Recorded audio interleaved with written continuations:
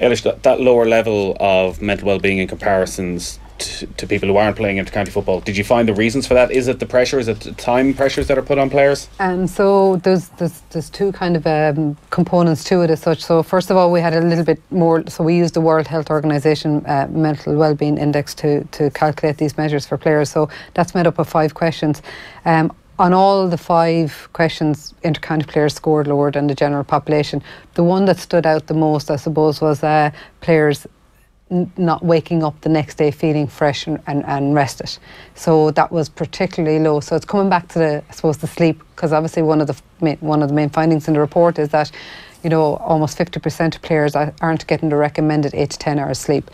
So not only does that impact on performance, but it's also impacting on players' mental well-being and also recovery. I mean, sleep is often overlooked in terms of recovery mechanism. So there's been a lot of, again, ways and means of being brought into the games to improve players' performance, and you have one natural remedy as such in terms of sleep, and it would appear to be being overlooked by some counties and players and that. So sleep is one element of it, but there was other findings that would maybe highlight that, you know, the demands are, we'd say, putting strain in terms of players' mental well-being. So, you know, the high proportion feeling that the time commitment involved is too much, not getting enough time with their family, friends. So some very interesting findings came from the workshops themselves, where players spoke about, you know, not getting the downtime to spend on hobbies, being role models 24/7, and also just that whole being in the public eye, being in the media's attention, always being focused on.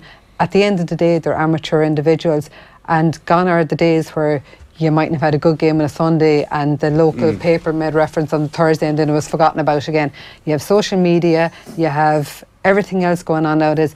Players are not getting that mental space to forget about the game and move on and focus on the next game. So it's there on their minds the whole time. That has to be, I guess, a big concern and a big opportunity for the GPA, Seamus, because you've spent so much time and so much resources on mental health to get this raw data about the differences between inter-county players and the general public, and stuff that you can actually have an effect on.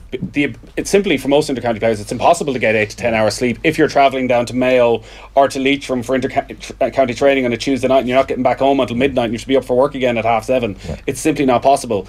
That you have to drive through some sort of change here on that basis alone. So we've obviously spent an awful lot of time in the last number of years, especially in actually making our members aware of the mental health drain, I suppose, of playing the country, and the need to, I suppose, to talk and to actually come out and to talk to we don't somebody. Actually talk about that. We obviously focus quite a lot on the bigger issues such as gambling problems or alcohol problems, and like where it's actually just being an inter-county footballer itself. It's the strain of that. It's a lot of the guys, especially with young males, and trying to get them to communicate and to actually get them to offload some of the things they're going through. That's a kind of a generation shift. We're trying to change attitudes and behaviours in a lot of ways towards mental health in those areas. Yes, and thank God we've been there for a number of our members who found it, you know, who've gone down the road of addiction, whether that be gambling, whether it be alcohol, you know, and we've helped with guys who've had, you know, clinical depression. And we've been there for them, and they're some of the cases that, for me, you know, I'm probably most proud of being part of the GPA and the life-changing effects we've had on those cases. But the general population, when we're talking about our membership, trying to make them more aware of mental health and giving them more serious consideration. You're looking at the likes of, you know, it's slowly kind of creeping in, I think, more and more in I suppose the wider sporting consciousness, when you're looking at the likes of Joe Schmidt and he's talking about the mind gym, and he's talking about mentally, you know, preparing yourself and taking time to actually assess where you are mentally.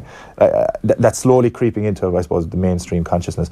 But, you know, for us to make change to affect that, when you're talking about sleep is directly related to travel is directly related to sleep, that's directly related to the number of group sessions that you have, you know. So there is other groups, and we were talking about amateur organisations, there isn't a huge amount to compare what we do across the globe, but I'm not a massive fan of the NCAA and how they treat student athletes in America, but what they do have is a very well I suppose regulated guideline on practice hours during the week. The number of hours that you can actually, there's a maximum cap on that. If you break that, there's severe penalties. And you see programs getting the death penalty over in the States for breaking regulations around, primarily a lot of it is around the financial side of players accepting money to play, but there's been significant penalties handed down for breaking the number of regulated practice hours, because these are student athletes and they're supposed to be students first, athletes second. We're amateur athletes, but we seem to be athletes first and amateurs second.